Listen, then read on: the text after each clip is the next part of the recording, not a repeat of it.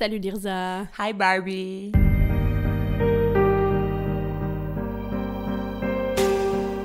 How you doing? I'm fine, how are you? Ça va, merci. Premier jour de règles et retour Disneyland, je suis fatiguée. Alors moi j'ai pas mes règles mais retour de Disneyland.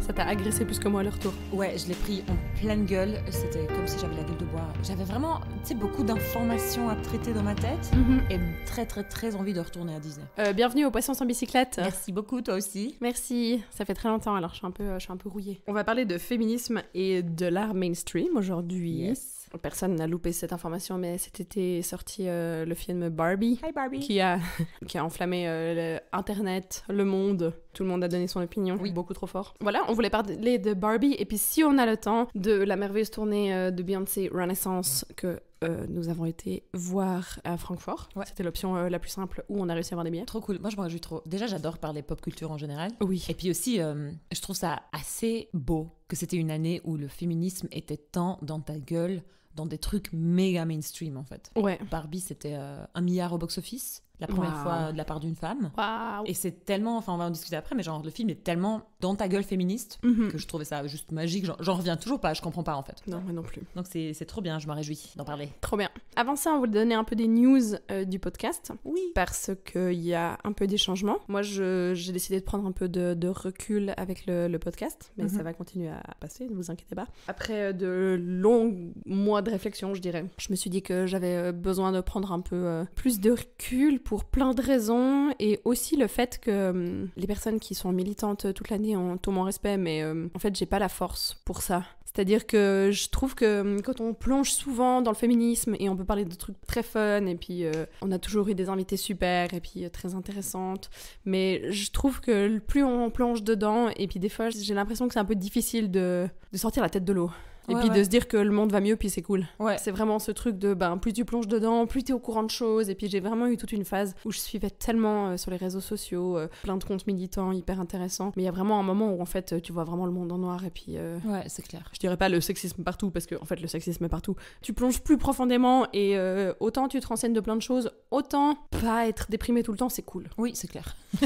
En vrai. No way. Tu veux pas être déprimé tout le temps, c'est trop Non, c'est incroyable. Hein, et du coup, ouais, ça a plus un peu... Ouais. Beaucoup de charges en général qui font que voilà, j'ai pris la décision de laisser Lirza qui n'est pas du tout seule en fait. Non, je suis pas du tout seule, c'est vrai. Du coup, moi je trouve ça très cool que tu fasses ça, dans le sens je trouve ça sain. En général, je trouve que les choses saines sont en mouvement. Donc être figé là au podcast ou à garder une formule figée du podcast parce qu'on y tient pour plein de raisons, c'est pas sain. Moi, c'est clair qu'au début, quand tu m'as dit ça, j'ai eu un petit deuil à faire parce que j'étais là, tu fais tellement partie de l'ADN du podcast et puis c'est tellement cool de faire ça avec toi que j'ai eu un peu de digestion de l'info à faire. Je me suis dit ce que je viens de dire, que c'est de toute façon sain de rester dans le mouvement et je suis contente que tu m'aies juste dit ce que tu vis et qu'on puisse en discuter. Et du coup, ça m'a permis moi aussi de me poser la question, est-ce que je veux continuer le podcast ? Parce que c'est pas non plus acquis. Comme tu dis, c'est de l'activisme, enfin c'est du bénévolat. Et du coup, j'ai décidé que j'allais faire en tout cas encore une saison. Puis j'ai décidé de faire un peu moins d'épisodes parce que ça me demande beaucoup de les finir, ces épisodes. Et puis aussi, je réalise que même l'audience suit pas forcément parce qu'il y a beaucoup d'épisodes. Ouais. Et actuellement, il y en a genre 32 qui sont là. Donc les gens qui nous découvrent des nouvelles personnes, ils ont du travail avant d'arriver dans les épisodes d'aujourd'hui. Donc en fait, je me dis, on peut se permettre d'avoir moins d'épisodes. Cette saison, elle va durer donc de octobre à juin avec un total de 8 à 10 épisodes. C'est moins qu'avant. Et du coup, quand toi t'as dit que tu voulais prendre du recul et te détacher un peu du podcast, je me suis dit que j'allais plutôt faire une formule où on est un pool de co-animatrices en piochant dans les anciennes invitées ou anciens invités ou même des nouvelles personnes. Enfin, n'importe qui peut venir soit pour un épisode, soit pour 3 épisodes, être là avec moi en co-animation, soit pour un épisode tête-à-tête, soit pour avec une invitée. Mais en tout cas, c'est plus cette formule figée binôme, quoi. Ouais. Et c'est ce qui se passe et c'est vachement cool, en fait. La preuve que le mouvement, en fait, c'est positif si on le prend comme un truc positif parce que toi, vraiment, tu fais partie de l'ADN du podcast, mais d'autres gens viennent et si tu leur laisses la place, ils ajoutent leur propre grain, quoi. Ouais. Elles ajoutent leur propre grain, en l'occurrence en grande majorité. Et puis, il y aura des nouvelles dynamiques. Et puis, c'est cool, quoi. Ouais, à fond. Les co-animatrices ou co-animateurs seront pas différents à chaque fois, mais il y en aura plusieurs. D'ailleurs, toi, t'es pas non plus en mode « So long, motherfuckers ». Bye. Je reviens plus jamais. Non, pas du tout. Comme t'as dit, en fait, on change un peu ce binôme toujours présent. Oui, exact. En fait, simplement. Exact. Parce que les seuls épisodes où j'étais pas là, c'est quand j'étais un peu en congé mat, quoi. Mais il y en a eu juste un. Ouais, donc voilà. C'est cool, vraiment, moi je trouve ça très bien. Oui. Puis un truc que je voulais dire aussi, c'est que moi je comprends trop ce côté, en fait, c'est douloureux quoi d'être tout le temps dans le sujet. Une des raisons pour lesquelles aujourd'hui l'épisode c'est le féminisme mainstream, c'est parce qu'on voulait faire un truc fun. Ouais, c'est clair. Yes. C'est hyper important.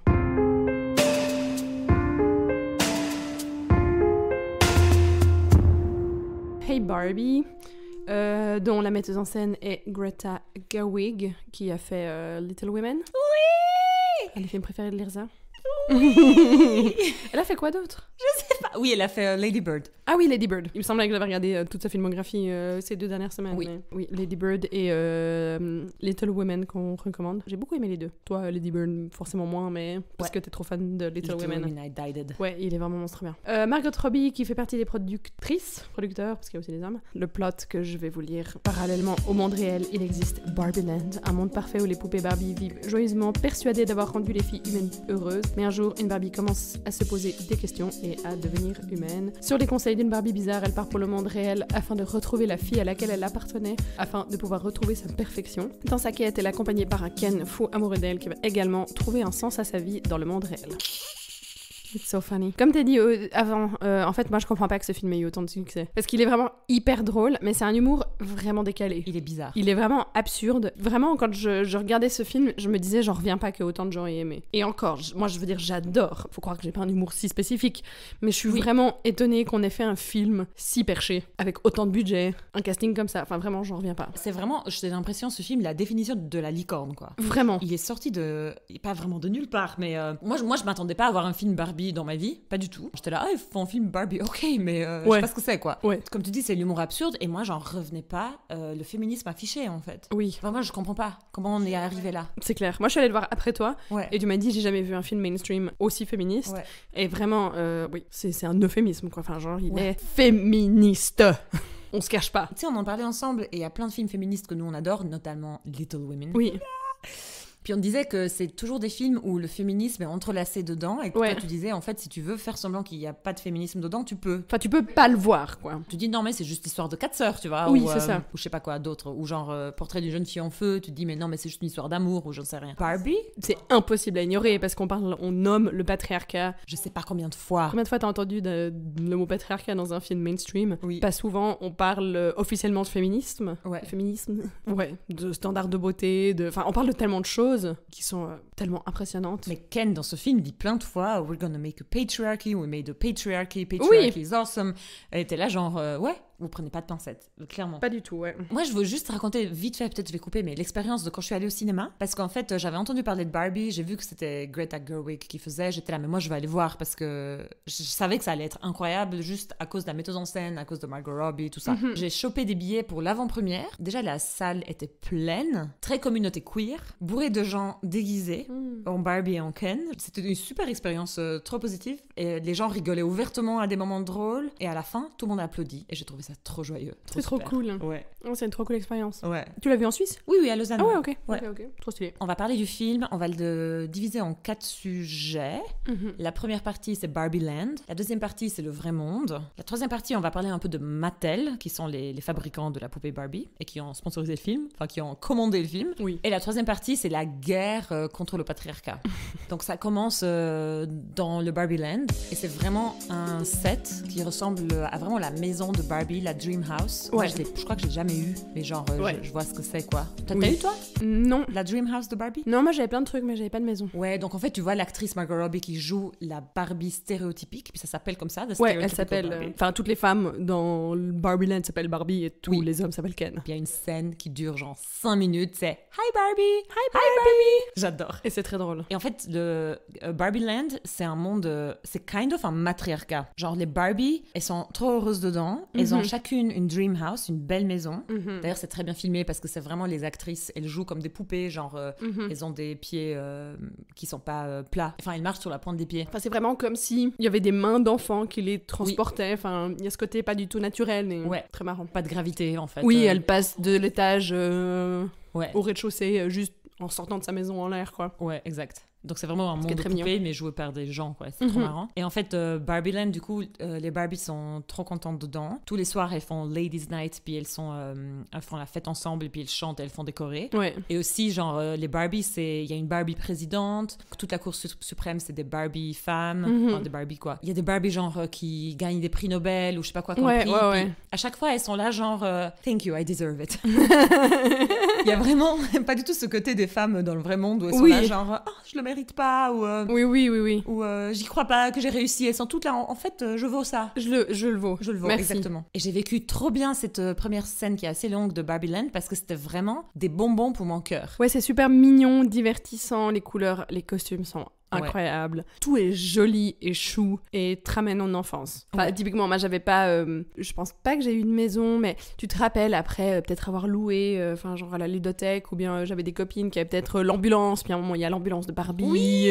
Enfin, tous des trucs avec lesquels t'as vraiment joué, c'est vraiment les mêmes, quoi. Ouais. Ça, c'était un choix, je trouve, très intelligent, parce que vraiment, ça ramène tout le monde en enfance, et puis c'était trop mignon. Ouais, vraiment. Et même si il y a des trucs que t'as pas eu, t'imagines bien que c'était un jouet Barbie, tu comprends tout de suite, en fait. C'est clair, ils ont vraiment été hyper réalistes là-dedans. Puis il y a les Ken, du coup, dedans aussi. Et du coup, il y a les Ken, ouais. Tu veux parler un peu des interactions avec Ken? Je sais que toi, t'es très fan de Ken. Je suis un peu triste parce que un de mes commentaires, c'était en mode, en fait, s'ils veulent faire un film Ken, je suis pas fâchée du tout. Parce que vraiment, je pourrais voir Ryan Gosling, Ken, pendant 2 heures, avoir des interactions de tous les jours. Parce que c'était trop fun. He's great, I gotta say. Oui, vraiment. Trop bien joué. Tu disais que c'est un matriarcat. On peut dire matriarcat parce que finalement, il n'y a pas vraiment... ça veut un peu rien dire ce mot, vu que ça existe pas vraiment. Non. Enfin, oui, ce qui paraît, il y a une tribu, on sait pas trop, au fin fond de la Guinée. Tout le monde parle de cette tribu. Voilà, de la fameuse tribu de femmes matriarcales, ou en Chine, je sais plus. Mais il y a ce côté, en fait, où c'est pas un patriarcat fait par des femmes, parce que les Ken, on s'en fout. On les oppresse pas. On s'en fout juste. Ils sont négligés. Ils sont négligés. On dit pas que c'est super, mais c'est juste... on s'en fout. On réalise assez rapidement que vraiment les Ken n'existent que pour les Barbie. Ouais. On sait, en fait, on a d'abord créé une Barbie. Mattel, la créatrice de Barbie, a eu d'abord créé une Barbie pour ensuite faire un Ken, qui va avec. C'est l'inverse de la mythologie chrétienne. Mythologie, est-ce que c'est le bon terme? Bref. Peut-être. Could be. Don't want to piss anyone. Disons que dans les idéologies générales, c'est plutôt la femme qui a été faite en deuxième. Et vraiment, en fait, les Ken n'existent que pour le regard des Barbie. Et déjà, c'est très rafraîchissant. Moi, j'ai adoré. Et c'est très drôle. Et c'est très drôle. Ken, il est tout le temps là, genre comme un gosse, en mode Barbie, Barbie, look at me, oui. look what I can do. Enfin, c'est vraiment un enfant qui veut me montrer ce qu'il sait faire. Et puis comme son job, c'est juste beach. En fait, les Ken, ils servent un peu à rien. Enfin, ils ont des jobs un peu... il y en a pas un qui a un rôle décisionnel ou important dans la société de Barbieland. On sait pas où ils habitent, on sait pas où ils dorment. Barbie, elle est seule dans sa maison, en fait. Elle est pas avec Ken. C'est sa dream house, puis elle est seule dedans, puis elle est trop contente. Oui. C'est un petit peu l'opposé ou le pendant du patriarcat, mais en même temps, c'est vachement joyeux, différemment de la vraie vie et du patriarcat.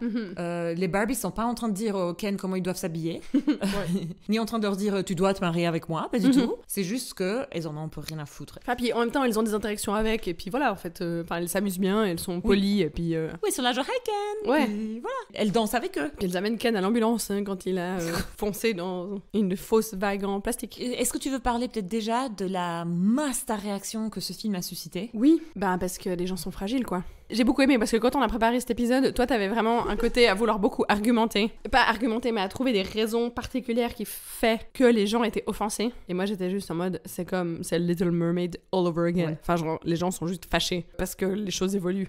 #woke. Toi t'étais là, c'est juste des réactions. C'est juste des réacs misogynes, qu'est-ce que je te disais.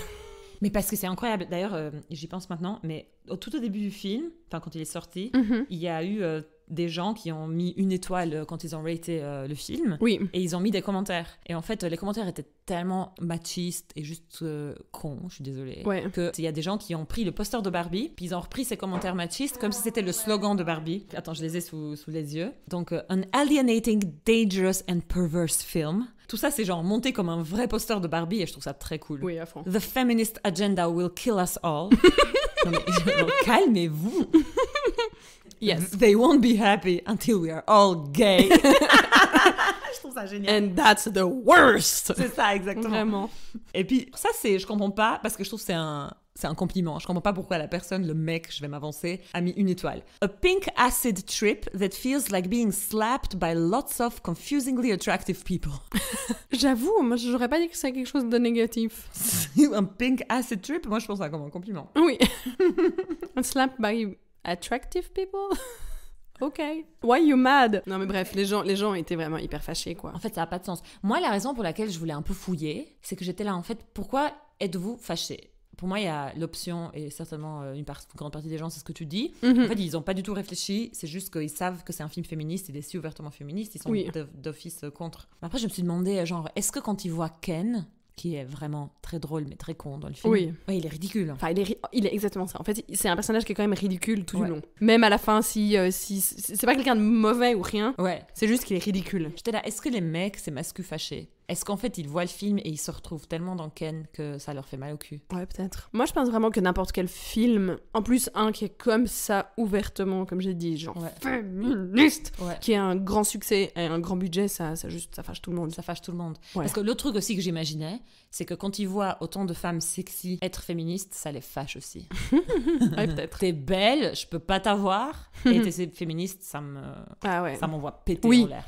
Bah, comme on a vu après toutes les critiques sur Margot Robbie en disant que c'était un mid, ça veut dire un médium, dans le sens une meuf pas très jolie. Et ça, c'est quand même absolument hilarant. Parce que t'es un peu là. Alors, si jamais Margot Robbie n'a pas été sélectionnée pour jouer Barbie, parce qu'elle est vraiment stereotypical Barbie. Genre, c'est elle. Tu veux décrire pour moi les clichés des standards de beauté actuels, c'est Margot Robbie. Oui. Blonde, mince, très beau visage, yeux bleus, longues jambes, enfin genre qu'est-ce que tu veux d'autre? Et t'as un mec lambda sur TikTok, il est là genre 5 sur 10. Oui, voilà une photo d'elle sans maquillage, elle est moche.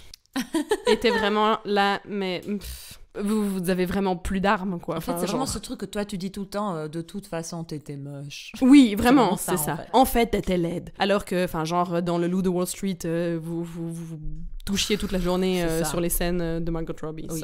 On vous connaît. Hein. Oui, c'est clair. Moi, j'ai l'impression qu'il y a quand même de plus en plus de films à assez grand budget ou qui ont beaucoup de succès, qui sont de plus en plus ouvertement féministes.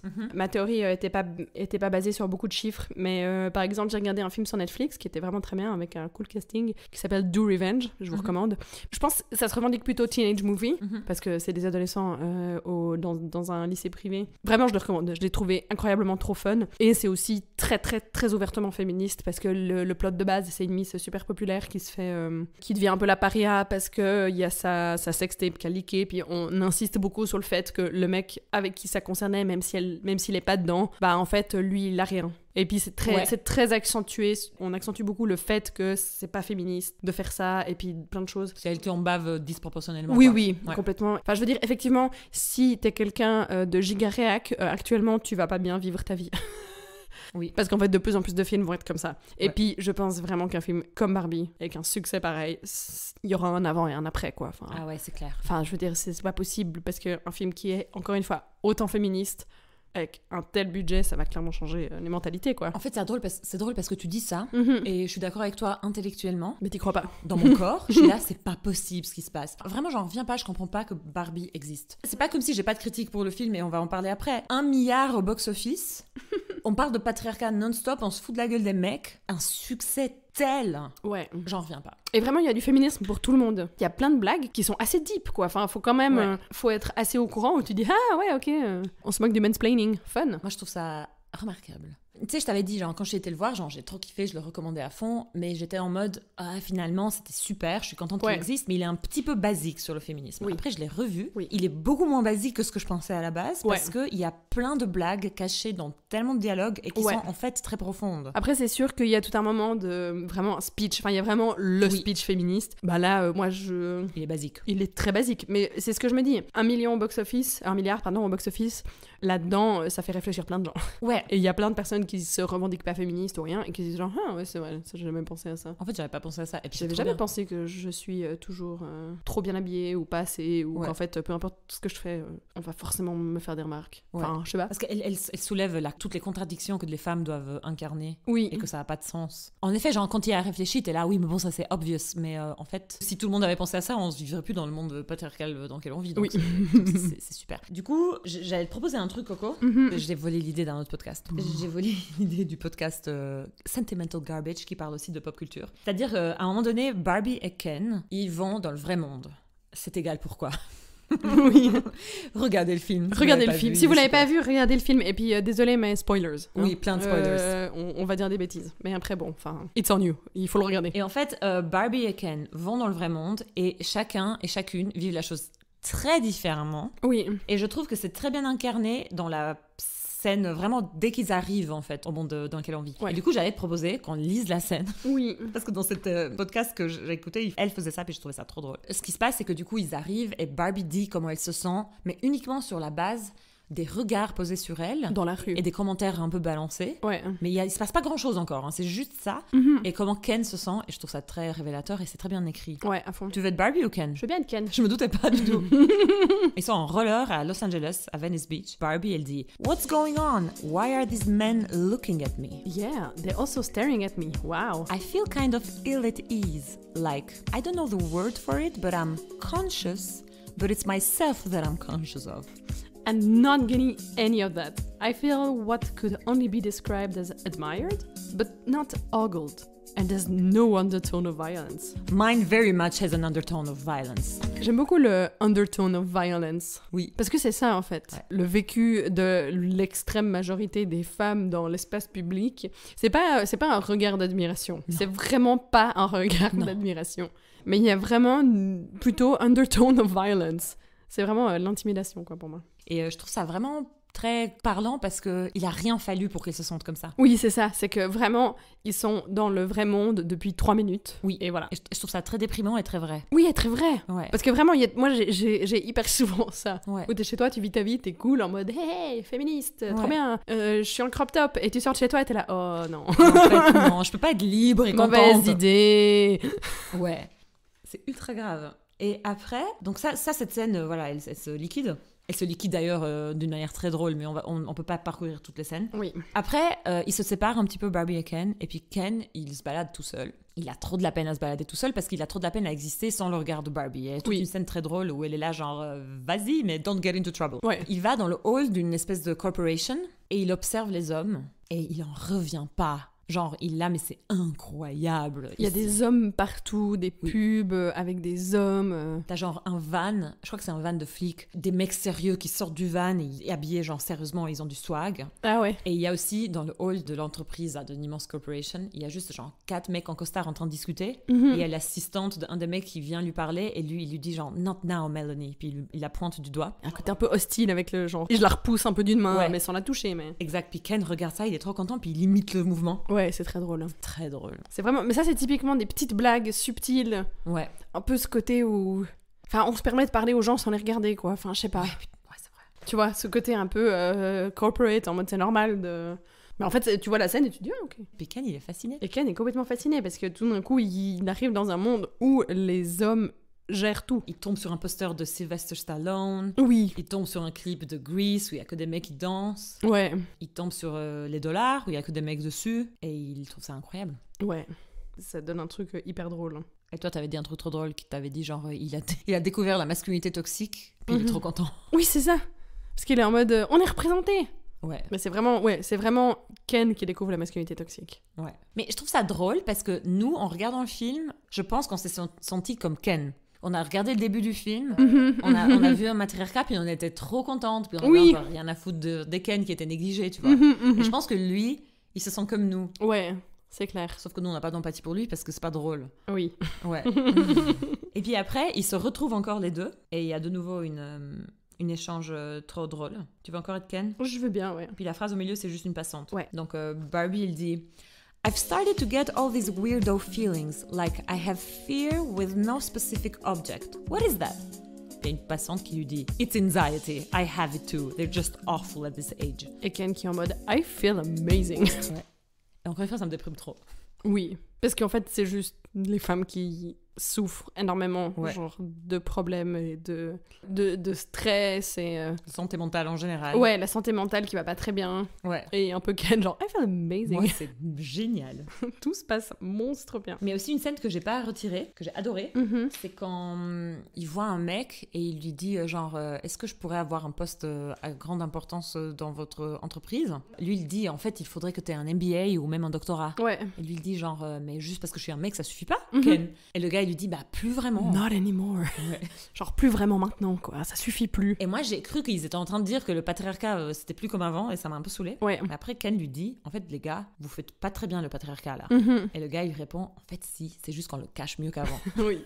Et ça c'est une super bonne blague aussi. Ouais. En fait, genre. Puis il baisse un peu la voix. On le fait très bien. On le cache juste mieux. Oui. Et je trouve ça monstre bien. C'est vraiment le sentiment que j'ai. On le fait très bien. C'est juste qu'on sait qu'on n'a pas le droit de dire que tout le temps que les femmes sont des hystériques. Et leur mettre la main au cul. C'est plus discret. Donc en fait, ils sont dans le vrai monde tous les deux. Barbie est scandalisée, elle fait de l'angoisse déjà, et les self-conscious sont faites, puis elles sont de la violence. Ouais. Tandis que Ken, il est épanoui. Ouais, vraiment. On me reconnaît à ma vraie valeur, quoi. Puis il va à la bibliothèque, puis il chope plein de livres sur le patriarcat.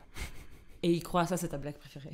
Et je trouve ça très drôle parce que c'est aussi un peu subtil comme blague finalement. C'est que souvent, dans ce côté de masculinité toxique, il y a souvent des hommes avec des chevaux.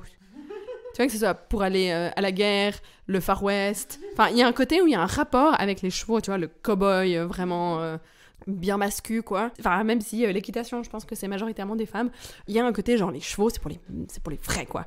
Et je trouve ça très drôle parce que c'est pas un parallèle que j'aurais fait en dehors de ce film.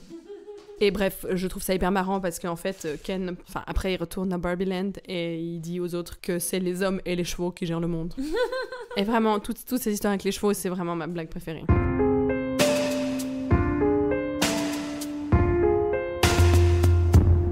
En fait, quand ils sont dans le vrai monde, ils rencontrent Mattel. Parce que Mattel panique, parce qu'ils apprennent qu'il y a Barbie et Ken dans le vrai monde. Ils sont là, mais en fait, ça va pas du tout. Et là aussi, ils disent plein de trucs qui sont bourrés de double sens. Par exemple, ils disent on va choper la poupée et we're gonna put her back in the box. Il y a tellement de triple entendus là-dedans. C'est mythique, c'est trop bien. Mais Mattel, moi, j'ai trouvé ça super parce que ils sont tellement auto-ridiculisés. J'ai trouvé qu'ils étaient all in. Enfin, il n'y a pas de pincettes. On n'essaie pas de les sauver, Mattel. En fait, on se fout vraiment de leur gueule. C'est pas l'entièreté de ma pensée, mais j'ai trouvé ça cool. Ils se sont dit, en fait, on va faire un film féministe et on va laisser complètement le film se foutre de notre gueule. Ouais. Puis on est all in. Je pense que c'est vraiment la façon de faire. Ouais. On est bien d'accord, c'est pas super. C'est un film grave capitaliste.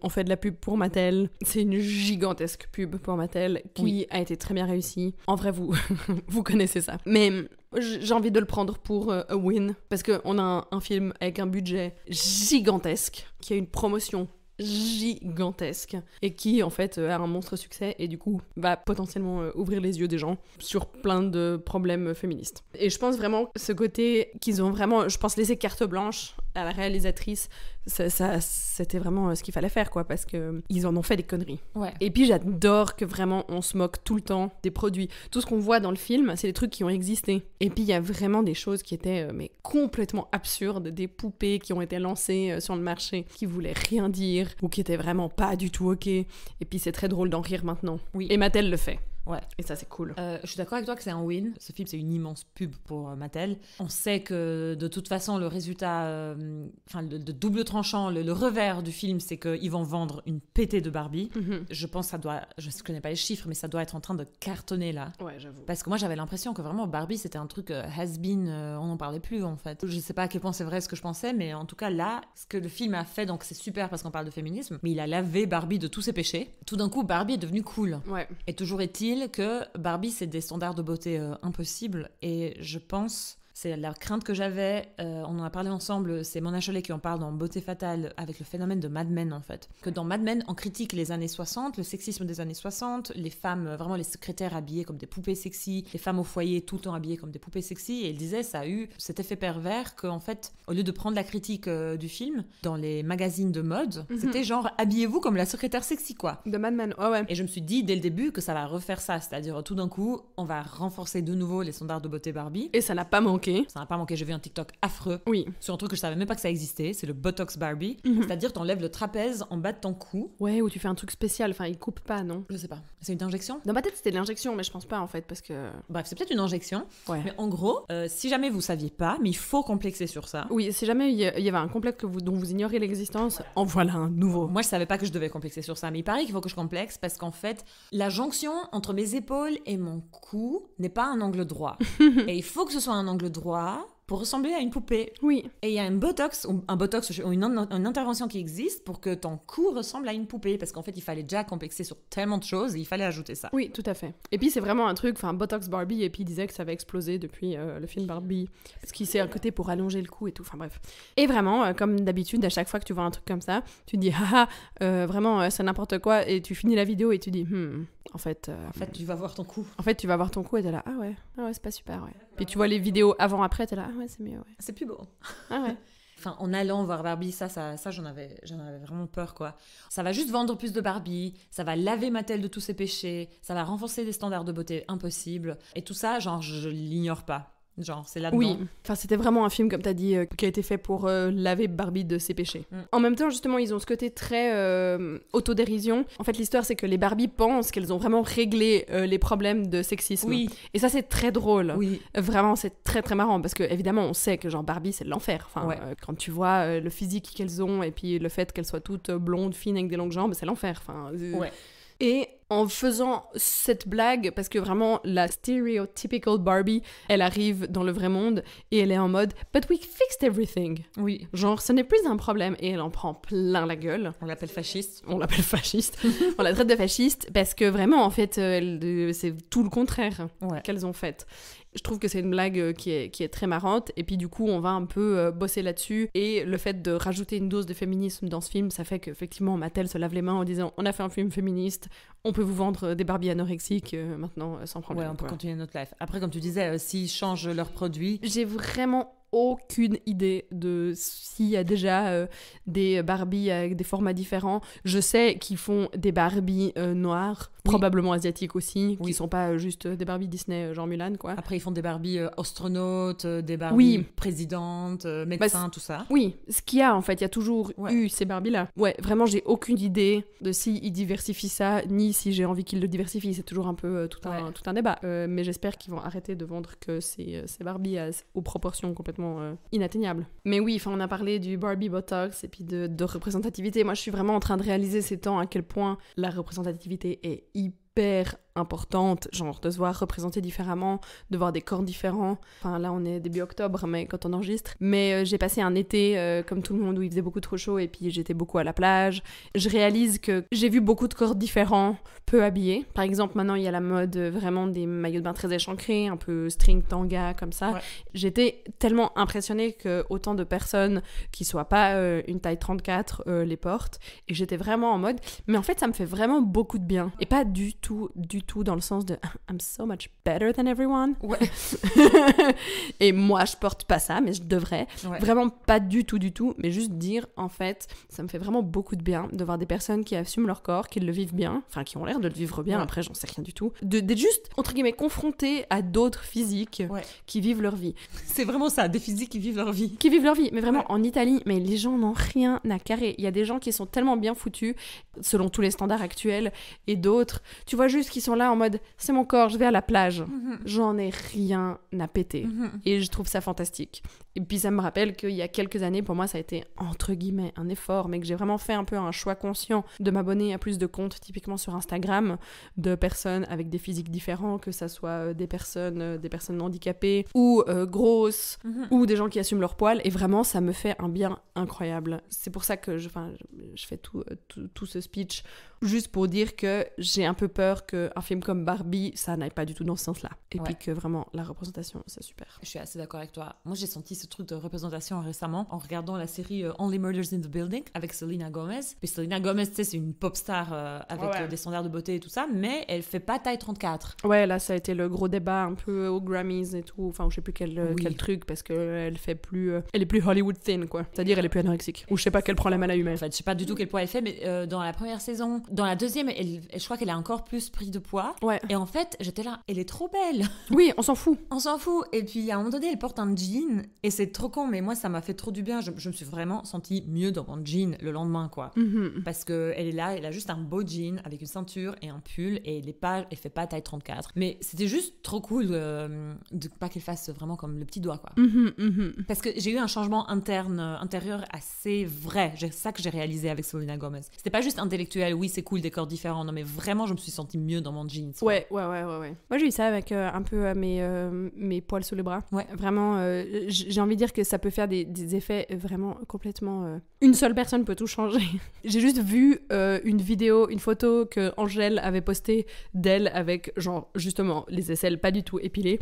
Et j'étais en mode, genre, man, si Angèle peut faire ça, genre, délibérément poster une photo sur Insta, même pas une story, un post dans son feed Insta. Et ça m'a trop fait du bien. Et en fait, après, j'ai trop décidé d'assumer. Enfin, en fait, j'ai eu un peu un switch tout d'un coup à avoir un peu le même rapport que j'ai au maquillage, à me dire, en fait, si j'ai pas envie de le faire, je le fais pas. Mais j'ai eu la même chose, mais pas avec Angèle, mais avec d'autres gens qui ont affiché leurs poils. Et tout d'un coup, j'enlève plus Enfin, je les enlève de temps en temps quand j'ai envie de les enlever, en fait. Oui, c'est ça. Poils sous les aisselles. Mais c'est assez drôle parce que justement, il y a des gens, des femmes très glamour qui ont normalisé les poils sous les aisselles. Mais j'ai plus de peine avec les poils ailleurs parce que j'ai pas vu d'exemple, justement, encore. Mais les aisselles, quelqu'un l'a glamourisé pour moi. Ouais, et c'était bon. Et je me sens très bien, du coup, avec, Enfin, il y a des gens qui l'ont fait il y a longtemps. Il y a même Julia Roberts qui l'a fait dans les années 80. Ah ouais? Je sais plus quelle féministe postait ses aisselles, puis elle faisait référence à ça. Waouh. Ouais. Julia Roberts. Julia, baby. C'était elle qui était montée les marches aussi en enlevant ses talons, non? Ah oui. Parce qu'il y a eu récemment un truc, enfin maintenant, genre à Cannes, je crois qu'il y a tout un truc, genre, t'es pas autorisé à enlever tes talons.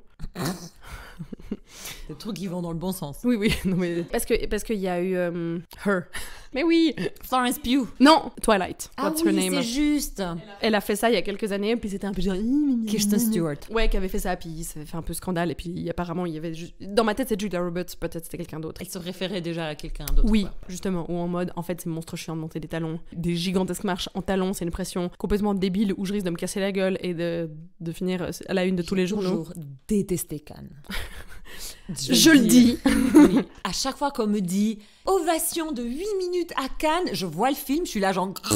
Bref, pour moi, Cannes n'a aucune crédibilité. Je suis désolée, je suis juste une bande de machos qui pètent une durite parce qu'elle a enlevé ses talons, quoi.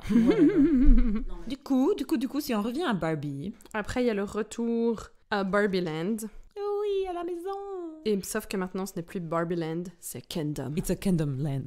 Kendom Land. Dojo Mojo Casa House. Barbie retourne à Barbie Land, c'est maintenant Kendom. Elle revient donc avec 2 femmes humaines du vrai monde pour leur montrer, genre, regardez comme c'est super chez nous, en fait. Chez nous, ça marche. Enfin, voilà. Sauf que, en fait, non, ça n'existe plus. Oui, parce que Ken est rentré avant elle. Il a prêché la bonne parole. Ouais. Et le patriarcat, c'est génial. Oui. Et du coup, en fait, toutes les Barbies ont été vraiment... elles ont vraiment subi un lavage de cerveau. Et c'est très drôle. Et en fait, elles sont complètement au service des Ken. Il n'y a plus de Barbie présidente, journalistes. Elles reçoivent plus des prix Nobel. Oui. Elles sont juste au service des Ken. Genre, t'as la Barbie présidente qui sert de la bière. Oui. T'as la Barbie, je sais pas moi, physicienne qui fait un massage de pied à un autre Ken. Mm-hmm. Enfin, vraiment, ça ressemble au monde actuel, quoi. Oui.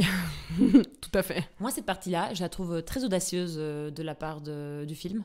Et très ambitieuse. Parce qu'en fait, je trouve que la Barbie stéréotypique, qui est notre Barbie principale, quand elle rentre à la maison, elle dit « Oh my God, ils ont reprogrammé les Barbies, puis elles sont brainwashed. Mm-hmm. » Je trouvais que ça se prenait un petit peu au jeu de expliquer l'origine du patriarcat, c'est-à-dire que les hommes ont brainwashed les femmes. Ouais. Est-ce que je suis pas d'accord avec ce statement? Si, je suis d'accord avec ce statement. Mais je trouvais ça quand même audacieux de dire ça comme ça. Ouais, ok. Je pense que simplement, quand tu dis à quelqu'un tu es brainwashed, c'est juste insultant. Donc dans le vrai monde, je dirais jamais à une femme t'es brainwashed parce que en fait t'es dans un cercle vicieux où tu lui enlèves de l'agentivité et tu lui dis t'as plus de cerveau et t'as pas envie de dire ça ni à une personne et t'as pas envie de dire ça aux femmes. Du coup, je dirais pas ça comme ça. Mais en fait, ils ont pas de tort non plus. Puis c'est ok de sursimplifier les choses dans le sens que c'est un film de poupée. Mais j'ai trouvé ça vraiment quelque part. Elles sont là, mais en fait, le patriarcat existe et il survit toujours parce qu'on nous a brainwashé, parce qu'on nous a gaslighté. Et c'est pas faux, mais j'étais vraiment genre, pendant le film, j'étais là, ah ouais, vous dites ça comme ça en fait. Enfin, je sais pas, toi t'as vécu ça comment en ce moment? Ça m'a pas marqué plus que ça en fait. En vrai, j'étais en mode, oh non le patriarcat c'est partout. J'ai pas suranalysé plus que ça, mais j'adhère et j'aime bien ta théorie, qui est simplement, en fait, si on veut, entre guillemets, nous, on est dans le patriarcat parce qu'on a été brainwashed. Enfin, parce qu'on a grandi dans une société profondément misogyne depuis des millénaires. En fait, tu nais là-dedans. Donc, c'est comme si tu es une personne née dans une secte, fatalement, you're brainwashed. Bah oui. Parce que t'es né là-dedans, dans ce système. Enfin, donc, ça fait du sens. Non, mais ça fait du sens. C'est juste que moi, je trouvais le mot brainwashed un peu trop dur. Ouais. Et même si, fondamentalement, je suis d'accord. Et après, j'en discutais avec d'autres gens. Et puis, c'est vrai que, en fait, t'es brainwashed no matter what. Oui, de toute parce que façon. t'es éduqué avec quelque chose. Donc en fait, on pourrait vivre dans une société où on nous éduque à garder notre esprit critique et tout ça, donc qui peut être mieux, mais on est vraiment éduqué dans le patriarcat, donc c'est clair, c'est du brainwashing. Et puis l'autre truc, enfin 2 autres trucs que je trouvais encore une fois audacieux, c'est que quand la Barbie principale dit à la President Barbie, lui dit genre, mais what are you doing, genre, toi t'es présidente. Puis elle est là genre, en fait c'est vachement cool de plus avoir de responsabilité. Ouais. Puis je trouve que ça fait partie un peu de la réalité aussi, et je dis pas ça que les femmes du coup méritent le patriarcat, c'est juste que je pense que c'est une réalité à laquelle il faut faire face pour n'importe qui. C'est cool à un moment donné qu'on te dise, en fait, baby, si tu restes à la maison et tu vas pas travailler, en fait c'est cool. Il y a un côté où t'es contente pendant 5 minutes, hein, pas plus, mais je veux dire, il y a un aspect je pense réel des gens où t'es contente des fois de plus avoir de responsabilité. Ouais. Et je pense que les hommes vivent la même chose, par exemple avec, si on prend le schéma des années 50, ils sont là genre, je me lave les mains, j'ai pas besoin d'élever mon enfant parce que c'est franchement dur et beaucoup de responsabilité d'élever un enfant. Oui. Les hommes font la même chose en fait, ils sont là, moi je vais aller bosser et toi tu t'élèves mon enfant et je m'en occupe pas. Ouais. Et je pense qu'il y a un côté où se responsabiliser fait chier en fait. C'est sûr. Et puis le pendant de ça, pour moi c'est Ken, qui genre vient dans le monde réel et il est là en fait, now I'm a jackass. Ouais. Parce que j'adore être respectée. Et Ouais. puis ça aussi, I get it. Oui. Et c'est tout des trucs. En fait, si on veut un monde égalitaire, il faut tous qu'on soit plus matures. Oui, ça c'est sûr. J'ai trouvé ce moment assez ambitieux de la part de Barbie. C'était un peu genre, nous, le film, on explique comme ça le patriarcat. Ouais. Les hommes s'y sont mis un jour et les femmes ont été brainwashed, séduites aussi en partie par le fait que comme ça, elles avaient moins de responsabilités. Et puis les hommes séduits par le fait qu'ils avaient plein de respect. Et après, ça a fait un cercle vicieux infini. Ouais. Je suis pas sûre que je suis d'accord avec ça, mais je trouvais ça audacieux. Oui, moi j'aimais bien comment c'était amené. Et du coup, avec tout ça, en fait, les Barbies vont quand même pas se laisser faire. Le problème, c'est que effectivement, stereotypical Barbie essaye d'agir un peu comme ça, mais elle se rend compte que ça marche pas, enfin qu'elle peut essayer d'en parler aux autres Barbie et essayer de comprendre ce qui s'est passé, mais ça marche pas très bien. Elle va donc retourner voir Weird Barbie, et puis ils vont créer tout un plan d'attaque. C'est toujours fait d'une manière très drôle en fait. Tout le film est très marrant. Parce qu'en gros, elles se disent il faut qu'on éloigne les Barbie des Ken suffisamment de temps pour un peu leur faire rentrer, les remettre dans le droit chemin. Et c'est toujours... Vraiment, moi j'aurais pu 1h30 de film se rappeler de ça. C'est vraiment plein de petites blagues constantes où on va essayer de faire des trucs pour déconcentrer les Ken et détourner leur attention sur autre chose. Et en fait, c'est 1h30, c'est 5 minutes de Ken qui font du mansplaining avec une Barbie qui vient et puis qui se dit « Ah, vous regardez, je sais pas quel truc. » Et « Ah, moi j'ai jamais vu le parrain. » Et le Ken qui se retourne et qui lui explique le plot du parrain et plein de trucs. Et j'ai trouvé ça absolument mythique. Une des femmes, elle dit un truc contradictoire dans le patriarcat. Elle dit genre, il faut que tu sois maigre mais pas trop maigre. Parce que si c'est trop maigre, on va dire que t'es anorexique, un truc du genre. Et là, tout d'un coup, la Barbie qui est en face d'elle, pouf, elle se déprogramme puis elle se réveille. Ouais. Puis la Barbie stéréotypique dit, en fait, si tu verbalises la dissonance cognitive qui est demandée pour exister dans le patriarcat, tu lui enlèves le pouvoir et tout d'un coup, tu te réveilles. Et c'est super profond, ouais. Et puis la stereotypical Barbie qui dit en fait, waouh, je viens de dire ça en fait. I just say that. Étonnée par sa propre intelligence. Oui. Et du coup, à chaque fois, donc elles font ce que t'as dit. Elles déconcentrent les Ken en faisant les petites poupées qui savent rien. Oh là là, Ah, Photoshop, c'est trop dur. Oui, aide-moi à comprendre non, Photoshop. Elle avait pas besoin de dire. Elle a dit genre, mais c'est trop dur. Oui, c'est vrai. Et le gars arrive et qui lui explique tout, quoi. Et pendant ce temps-là, les Barbie kidnappent sa meuf. Ils lui disent un truc contradictoire, qui est dissonant. Et tout d'un coup, elle se réveille. Puis il est là genre, I'm a physicist. J'en ai marre de faire du massage de pied à mon mec. C'est vraiment tout un truc hyper marrant que vraiment... Ça, c'est typiquement une des blagues que j'ai trouvé assez, un peu profonde. Enfin, il faut avoir compris ce genre de dynamique. Enfin, faut l'avoir remarqué ou qu'on te l'ait fait remarquer. C'est simplement ce genre de dynamique des hommes qui viennent toujours donner des conseils quand on n'a rien demandé et puis qui viennent t'expliquer un film et surtout un film tellement stéréotypiquement mec, quoi. Genre Le Parrain. C'est trop bien. Et c'est vraiment, c'est hyper drôle. J'aurais adoré avoir un film entier là-dessus. je maintiens ça. Non, mais moi, je pense qu'il y a de fortes chances qu'il y ait un film Ken. Hein. Vraiment, je suis désolée de dire ça, mais j'espère. Je suis désolée que mon enthousiasme soit genre aussi fort pour Ken. Mais vraiment, c'était trop marrant. J'ai adoré. Et puis aussi, on voit en fait vraiment l'interprétation du patriarcat par Ken, qui est vraiment magique. Déjà, il a 3 montres. Et ça, c'est pas un détail que j'ai vu, c'est en regardant des vidéos après qu'on m'a fait remarquer ça. Et il y a ce côté très, masculin, capitaliste du je dois avoir 3 montres. Puis les montres, moi j'ai jamais compris le délire avec les montres déjà. Mais il y a un côté genre, c'est tellement un statut, la montre. parce que tu peux avoir une Rolex ou une autre montre encore plus chère, et puis ça prouve que t'es quelqu'un. Et le fait que lui, il en ait 3, c'est magique. Il porte que des manteaux de fourrure, parce que quand il était dans le vrai monde, il a vu des trucs avec Sylvester Stallone, qui dans les années 80, apparemment portait beaucoup de fourrure. Il appelle sa maison le Mojo Dojo Casa House. Genre, vraiment, like a douche. Ah oui, il y a ce long term, long distance, low commitment, casual girlfriend.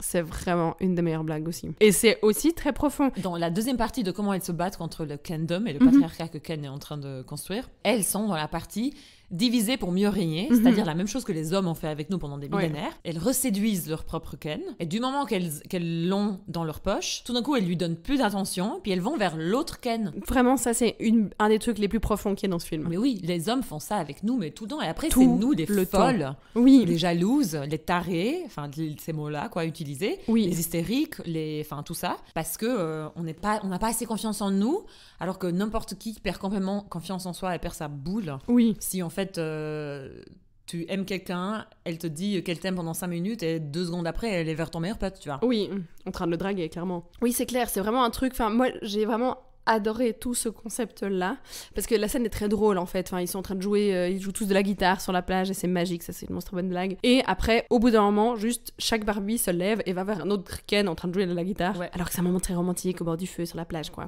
Moi j'ai adoré ça, parce que c'est typiquement un truc qu'on reproche aux femmes, comme tu dis, d'être complètement, d'imaginer des choses et puis d'être jalouse. Et aussi c'est ce côté où en fait les Ken se sentent hyper blessés pour l'attention des femmes, enfin genre on met les Ken en concurrence, les uns contre les autres. Et c'est vraiment ce truc qu'on reproche, et puis que la pop culture a matraqué, et la culture en général matraque sur les femmes, quoi.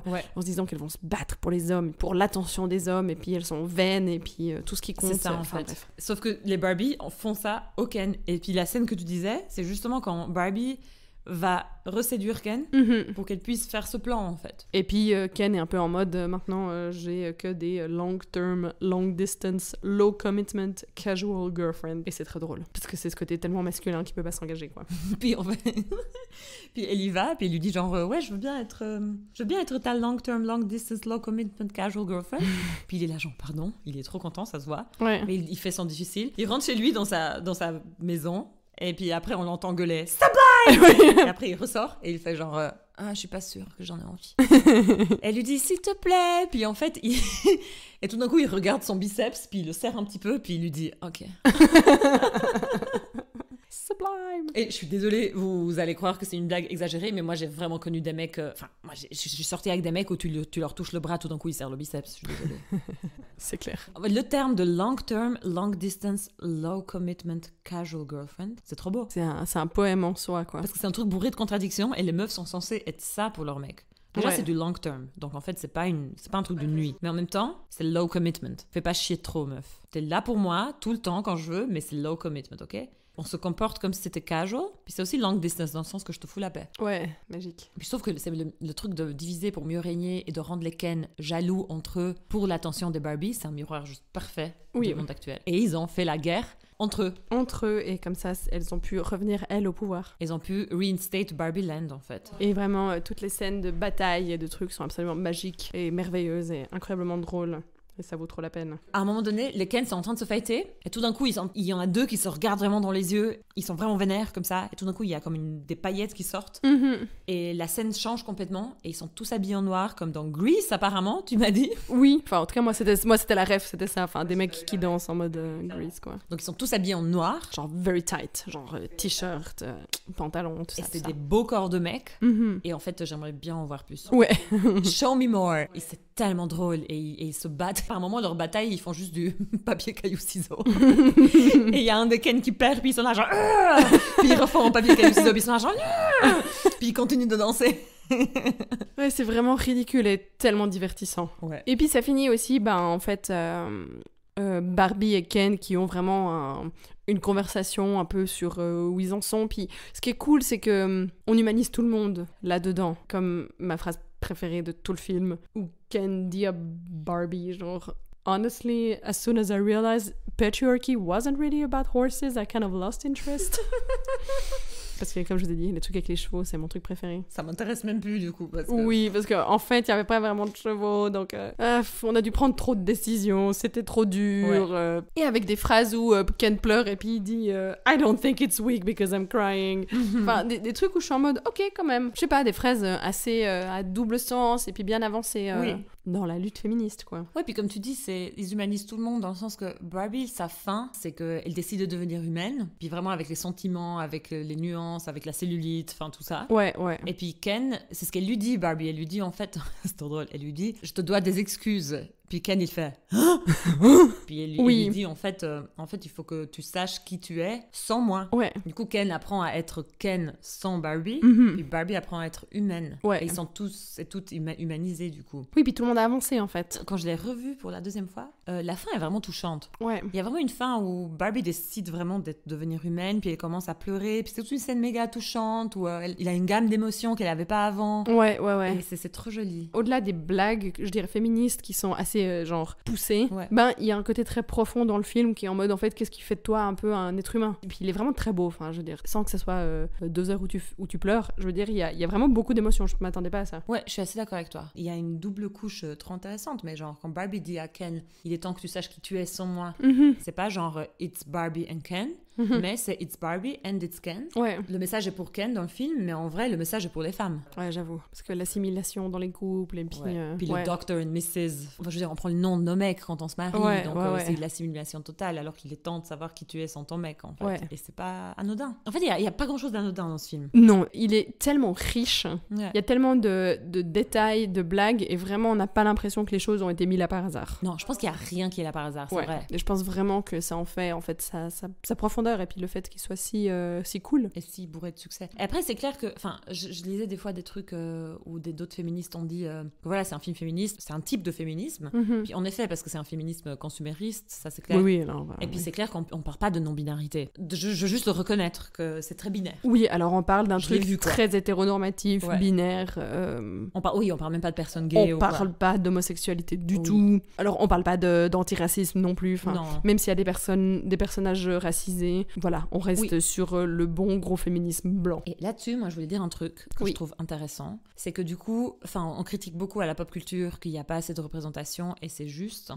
Par contre, je trouve qu'il y a un truc intéressant, c'est que en général, et ça je l'ai vécu aussi dans ma propre vie quand on a commencé le podcast en fait, en général les gens sont là, meuf, si t'es blanche et t'es considérée comme belle et puis t'es considérée comme mince, je vois pas de quoi tu te plains. Et ils ont l'image que les féministes, c'est des meufs considérées comme grosses, lesbiennes, et puis pas considérées belles, et c'est pour ça qu'elles sont frustrées, parce qu'elles sont mal baisées, et c'est pour ça qu'elles râlent. Mais en fait, le fait qu'on faisait un podcast féministe, et on est cis hétéros, blanches, et dans les standards de beauté et tout ça, tout d'un coup, il y avait un côté où les gens écoutent, parce qu'ils sont là, en fait, il y a 2 côtés. La première, c'est que si toi tu râles alors que... T'es pas dans la marge. T'es pas dans la marge, donc ça veut dire qu'il y a vraiment un problème. Et l'autre truc, c'est aussi que malheureusement, on a appris à avoir de l'empathie pour la classe dominante. C'est le fameux syndrome de Stockholm sociétal. C'est-à-dire que t'as de l'empathie pour les mecs déjà, t'as de l'empathie pour les personnages blancs. C'est pour ça que dans la plupart des films, les personnages principaux, c'est des mecs blancs, cis hétéros, de temps en temps des meufs blanches cis hétéros. Et c'est un problème. Mais du coup, en fait, j'aimerais quand même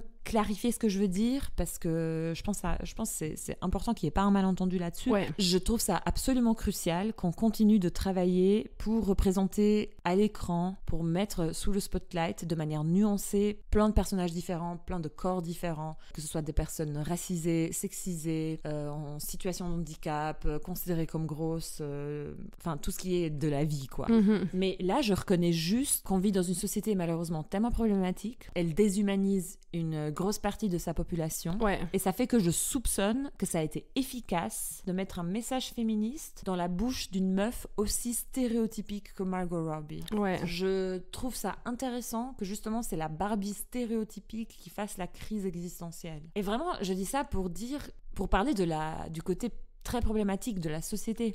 Et je vois ça pas du tout comme une solution à utiliser tout le temps, mais je reconnais l'efficacité de l'outil, en fait. En fait, simplement, ce que je dis, c'est que c'est l'utilité d'avoir quelqu'un qui est dans le pouvoir, critiquer le pouvoir. C'est bêtement ça que je dis. Moi, une fois, limite, si on m'a pas dit, genre, presque comme ça, genre, Lirza, les mecs ont envie de te baiser, alors pourquoi tu te plains? Ouais. Genre, limite, c'est ça que ça veut dire. Oui, bien sûr. Bah, en fait, je me plains parce que ça va pas ce qui se passe. Ouais, c'est ça. Je sais pas si c'était clair ce que j'ai dit. Pour moi, c'était clair. Je peux pas parler pour les autres. I don't know. Trop cool. Est-ce que t'as l'énergie pour Renaissance? Oui.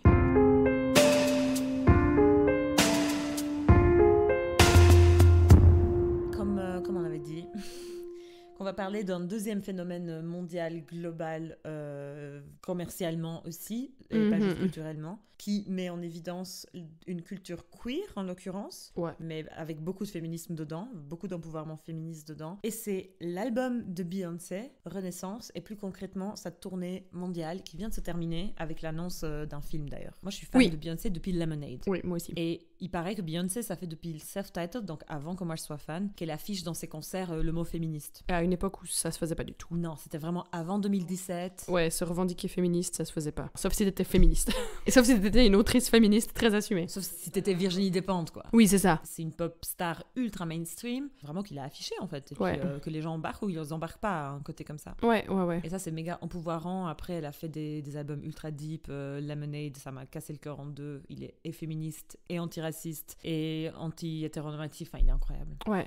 Mais après la pandémie, genre après un peu le côté dark de Lemonade quand même, elle est venue avec un album joyeux. Et elle le dit le but c'est de saisir de la joie, le but c'est de s'amuser. En fait, je pense qu'on peut toutes et tous un peu aussi se retrouver là-dedans. Genre, t'as fait un travail activiste, t'as fait un travail de déconstruction, c'est dur, et là t'as envie de danser en fait. Renaissance, c'est un album disco, dance, avec un peu de R&B dedans. Et le but, c'est aussi de se réapproprier culturellement ce genre de musique qui en fait a été inventé par la communauté noire à Chicago, si je dis pas de bêtises, qui était une communauté noire et homosexuelle, qui a inventé le genre en fait disco house. Qui est en fait la base de toute la musique électro. Juste ça. Qui a été complètement appropriée culturellement par les Blancs, bien sûr. Ça se voit clairement, je trouve qu'elle fait une réappropriation culturelle parce que c'est une meuf noire. Et aussi, quand elle a gagné les Grammys, puis elle a fait un speech, elle remercie la communauté queer qui a inventé le genre. Elle leur rend la gloire, elle leur rend ce qu'il aurait dû, quoi, en fait. Oui, c'est clair que c'est pas des choses que dont tu t'es forcément au courant. Après, bon, il n'y a pas besoin non plus d'avoir un master en histoire de la musique pour se rendre compte que le disco, c'est très gay. Mais faut le savoir aussi. Parce que c'est vrai que tu penses disco, enfin, je sais pas...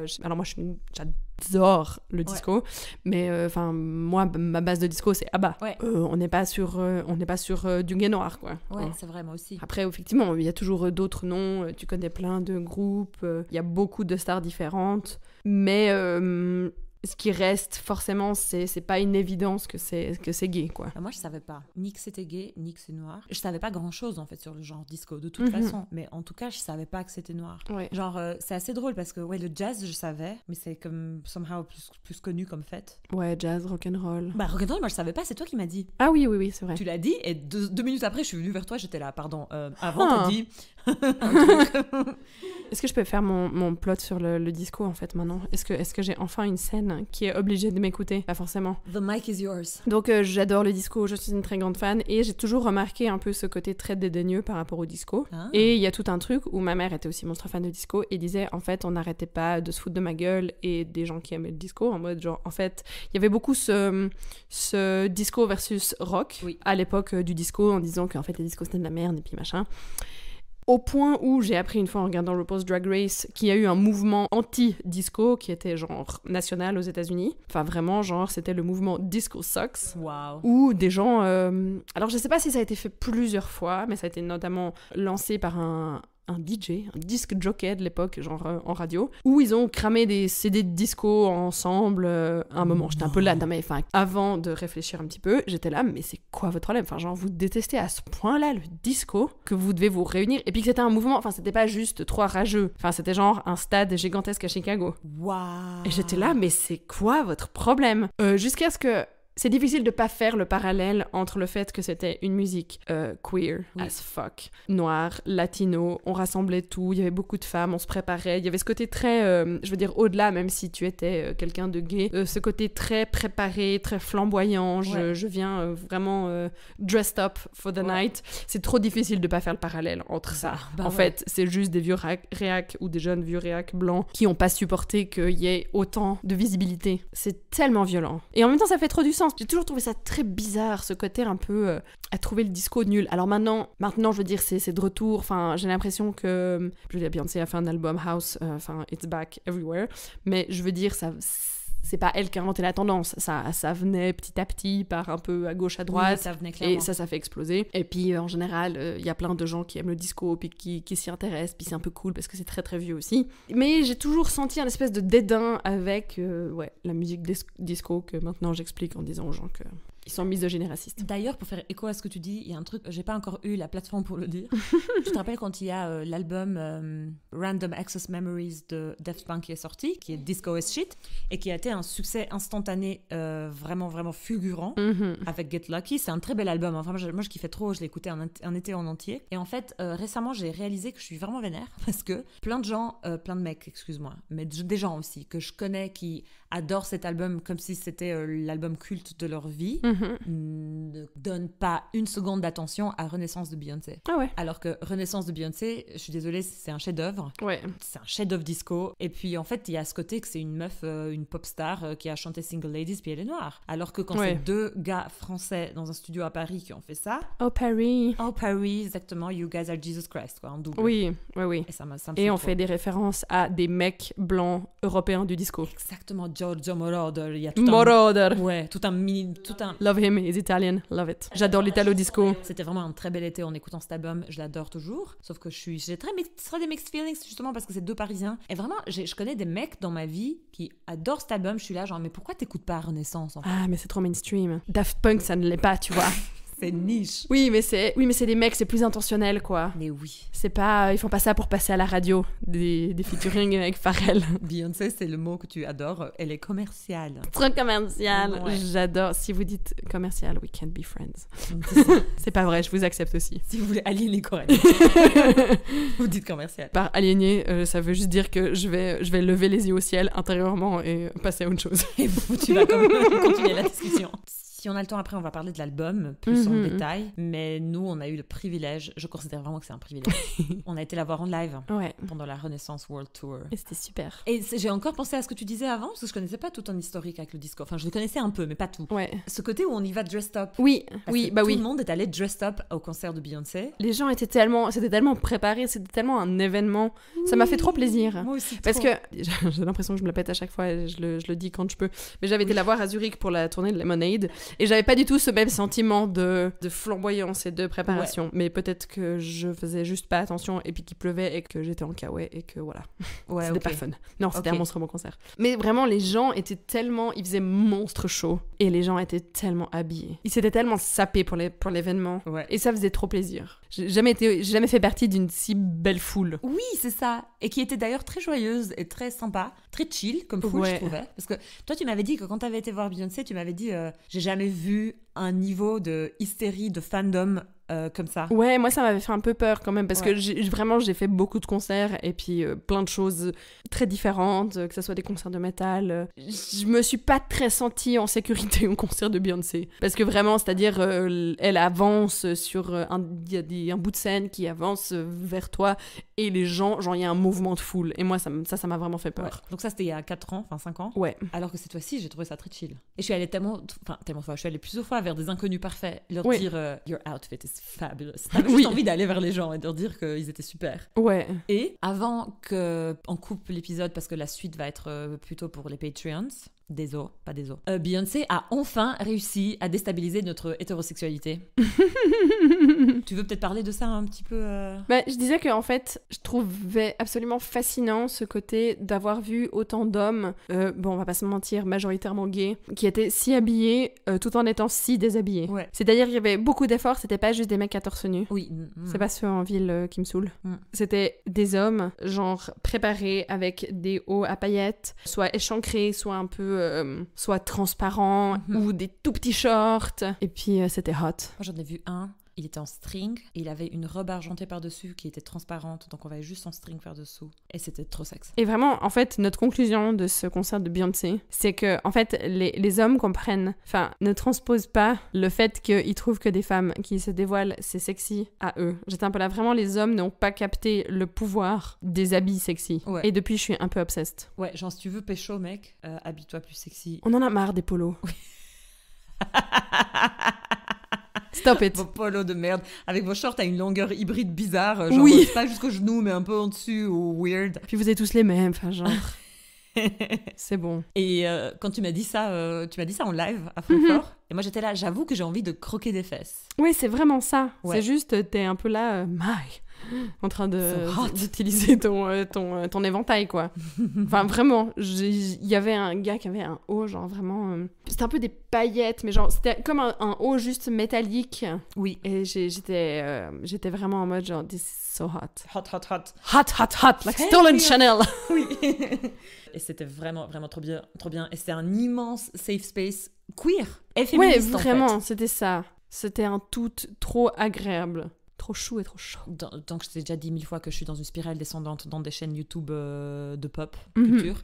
Et il y en avait une, elle disait que, en fait, le climat politique, il vire de plus en plus à droite en général, Ouais. de plus en plus réac et conservateur. Mais la pop culture, elle fait justement l'inverse, elle contrebalance, puis elle est plus à gauche. Et ça m'a fait trop rire comme statement. Genre, la pop culture est à gauche. Et j'étais là, mais c'est vrai, en fait, aux États-Unis, on rebloque l'avortement. Enfin, il y a tellement de trucs horribles qui se passent. Ouais. Et en même temps, tu as un phénomène massif commercial comme Ouais. Renaissance World Tour, où c'est juste blindé de meufs féministes, de mecs gays, mecs bi, meufs lesbiennes, et ils sont tous en train de have so much fun. Oui. Et c'est trop bien, et c'est trop beau. Ouais, c'est clair. C'était vraiment mythique. Mais du coup, je suis désolée, mais on va faire la suite pour les Patreons. Mhm. Coraline, est-ce que tu veux convaincre les gens d'aller sur Patreon, s'il te plaît? Non, pardon, je vais reformuler. Est-ce que tu veux essayer de convaincre les gens? Qu'est-ce que tu leur dirais pour qu'ils s'abonnent à Patreon? Lirza travaille beaucoup. Et très fort.